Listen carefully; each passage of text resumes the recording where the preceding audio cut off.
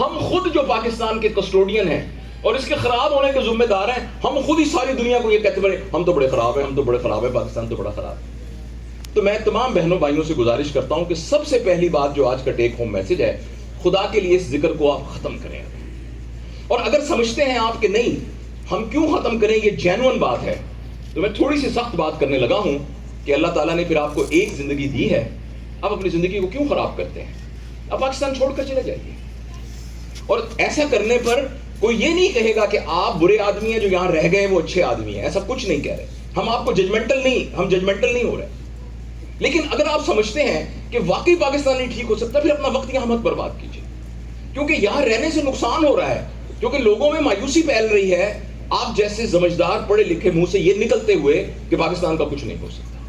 لیکن اگر آپ کو یہاں رکنا ہے تو مہربانی کر کے اس نیت سے رکیے کہ جب میں چھوٹا تھا تو میری ماں خود سوکے میں سوتی تھی، مجھے خود گیلے میں سوتی تھی اور مجھے سوکے میں سلاتی تھی، راتوں کو جاگ جاگ کے مجھے کندھے پہ لگا کے سلاتی تھی۔ اب اس ماں کو الٹیاں آ رہی ہیں، وہ آکسیجن پہ لگی ہوئی ہے، اس کا پیشاب پخانہ جو ہے اس کے کپڑوں میں نکل رہا ہے،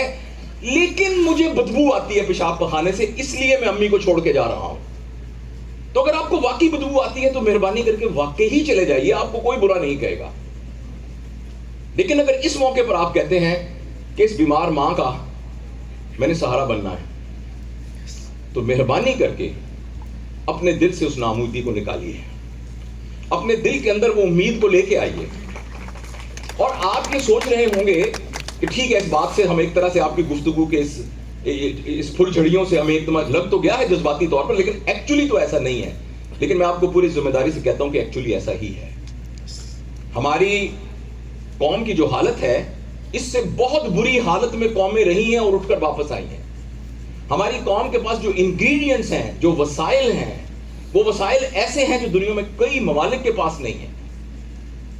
ان کو میں معدنیات ہماری کیسی ہیں، ہماری زراعت کیسی ہے، ہمارے وہ جو قیمتی پتھر کتنے ہیں، ہمارے پاس ٹیکسٹائل کی انڈسٹری ہے، ہمارے پاس یہ چمڑے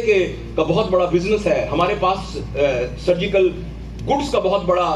پوٹینشل موجود ہے، کھیلوں کے سامان کا پوٹینشل موجود ہے، ہمارے پاس معدنیات ہیں،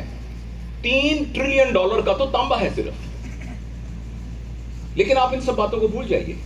ان سب سے بڑی جو پاور ہمارے پاس ہے، ایک زمانے میں 54 تھے، اب کے اعداد و شمار کے مطابق 60% ہماری آبادی ان لوگوں میں مشتمل ہے جن کی عمر 35 سال سے کم ہے،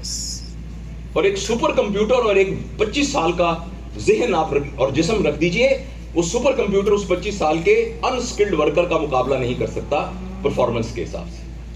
اگر ہم اس پرفارمنس کو کیش کر سکیں، آرگنائز کر سکیں، تربیت دے سکیں، اور ہم ڈاٹس کو کنیکٹ کر سکیں۔ اس لیے پہلی بات تو یہ ہے کہ امید کو اپنے ہاتھ سے مت جانے دیجیے۔ دوسرا کام امید کے بعد ہے کہ اب کیا کریں۔ اب صرف امید آپ کے اندر ایک خوشی تو لے کے آئے گی،